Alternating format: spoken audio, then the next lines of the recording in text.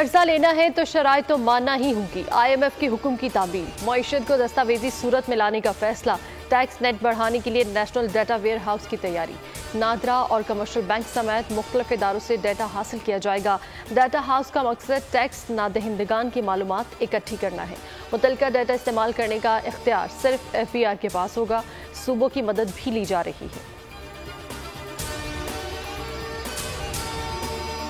اسلامی ترقیاتی بینک کے وفد کا دورہ پاکستان، وفد کی وزیر اقتصادی امور احد شیمہ سے ملاقات، سندھ میں سیلاب متاثرہ گھروں کی تعمیر کے منصوبے کے لیے $20 کروڑ کے معاہدے پر دستخط۔ اعلامیے کے مطابق سندھ میں 7 لاکھ مکانات کی تعمیر کی جائے گی۔ 13 لاکھ افراد کے لیے پانی، صفائی اور حفظان صحت کی سہولیات منصوبے کا حصہ ہیں۔ ڈائریکٹر اسلامی ترقیاتی بینک ولید عبدالوہاب کا کہنا تھا کہ پاکستان اسلامی ترقیاتی بینک کی فائنانسنگ سے مستفید ہونے والا تیسرا بڑا ملک ہے۔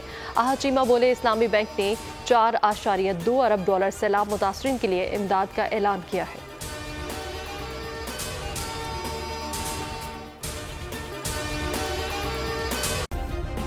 سبسکرائب کریں اور بیل دبائیں تاکہ کوئی خبر رہ نہ جائے۔